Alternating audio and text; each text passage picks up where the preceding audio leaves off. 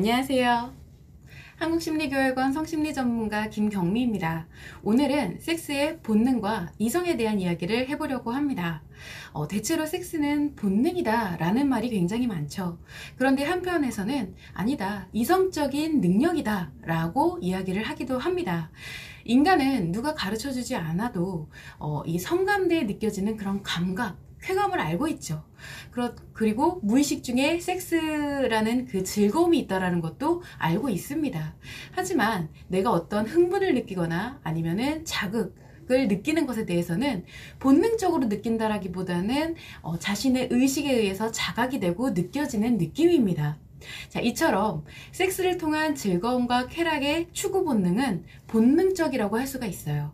그렇지만 내가 뭔가 섹스를 시도하려고 한다거나 거기서 뭔가 흥분을 느낀다거나 자극이 느껴진다거나 하는 것은 전부 다 의식에서 인지가 되는 의식적인 것이라고 볼 수가 있습니다. 대체적으로 이런 본능적 관점의 섹스는 이성과 의식의 통제가 거의 불가능하다라고 볼 수가 있어요. 왜냐하면 본능으로서의 쾌락과 즐거움은 무의식에서 만들어지는 것이기 때문입니다.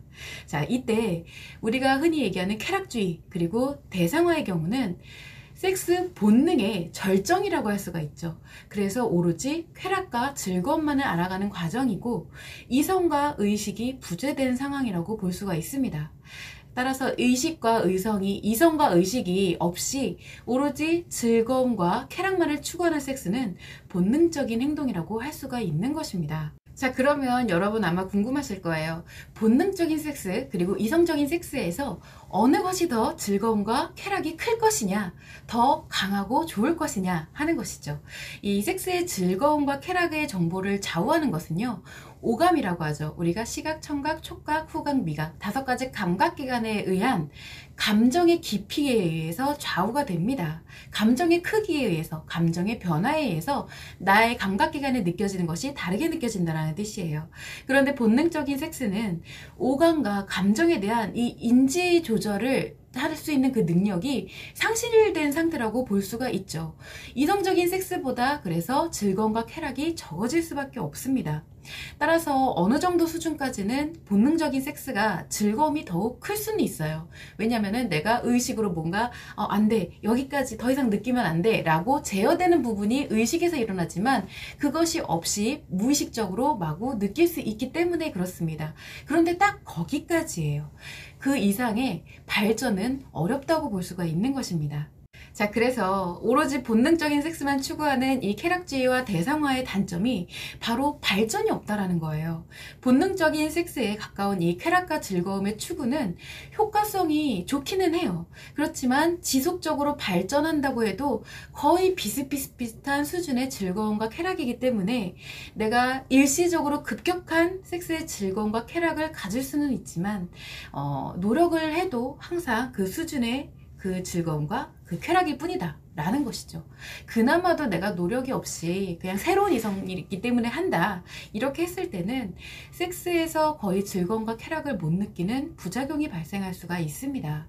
그래서 더 집착하게 되는 것이고 더욱 큰 쾌락과 즐거움을 추구하면서 자꾸 쾌락주의와 대상화에 빠져들게 되는 악순환의 반복 현상이 발생할 수 있는 것이에요. 자, 반면에 이성과 의지에 의해서 통제되고 절제되는 섹스는 처음에 그 즐거움과 쾌락의 효과성에 대해서 좀 느려요. 내가 아무래도 의식적으로 자꾸 자각하고 억제하는 부분도 있고 마음껏 즐기지 못하는 부분이 있기 때문에 그 쾌락이 극대화되기까지는 좀 느리기는 하지만 지속적인 변화와 노력에 의해서 끊임없이 계속 상승이 가능합니다. 어느 정도의 수준을 넘어서게 되면요, 쾌락주의와 대상화의 이런 본능적인 섹스보다 훨씬 더 강렬함을 느끼게 될 수가 있어요.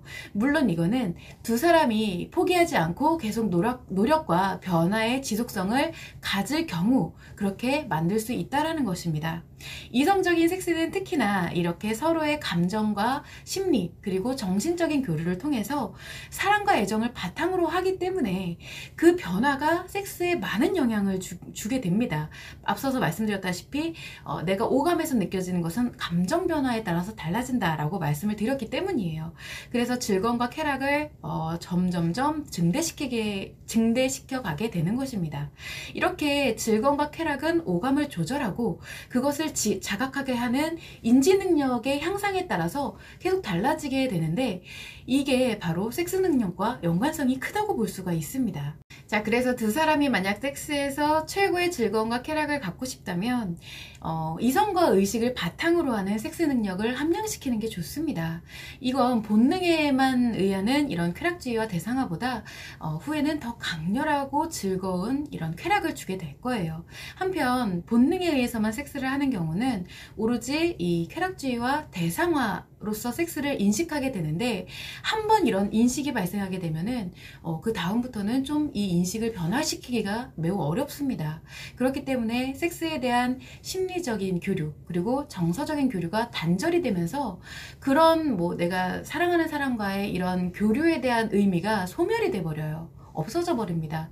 감정의 초점이 섹스의 쾌락에만 맞춰지게 되면 놀랍게도 이 왜곡된 감각과 감정이 발달하게 되기 때문에 다른 사람들과는 좀 다른 인지 능력이 생기게 됩니다. 그래서 감각기관과 이 인지 능력에 대한 편중화가 심해지게 되는데, 오감 중에 특정한 하나의 감각에만 되게 편중이 되는 현상이 발생하는 거예요. 예를 들어서 굉장히 촉각에만 엄청나게 발달이 된다든가, 아니면 굉장히 시각적인 것에만, 아니면 굉장히 청각적인 것에만 이렇게 편중돼서 그 감각만 발달하게 되는 현상이 발생하게 되는 것이고, 그러다 보니까 골고루 발달하지 못하다 보니까 본능에 계속 자꾸 집착하고 의존하는 악순환의 문제가 더 커질 수밖에 없겠죠. 그렇기 때문에 사실 이 섹스는 엄밀히 본능에 의한 것이라기보다는 의외로 이성적인 행위라고 할 수가 있습니다. 그것이 이제 두 사람의 정서적 그리고 육체적 즐거움과 행복을 갖게 하고, 그리고 감정의 풍부함 그리고 오감의 발달, 5가지가 골고루 발달하는 것에 기여를 하기 때문에 더욱 크고 즐거운 섹스를 실행할 수 있게 되는 것입니다. 섹스는 단순히 이렇게 즐거움과 쾌락에 머무르는 것이 아니라 두 사람의 정신적인 일체감과 행복, 그리고 나아가서 두 사람의 삶과 인생의 중요한 요인이 될 수 있는 행위예요. 본능에만 충실하는 섹스는 발전이란 것이 전혀 없고 일시적인 즐거움만 줄 수가 있기 때문에 너무 단기적인 즐거움과 쾌락에 이렇게 집착하거나 몰두하지 말아야 된다는 것을 꼭 명심하시면 좋을 것 같습니다.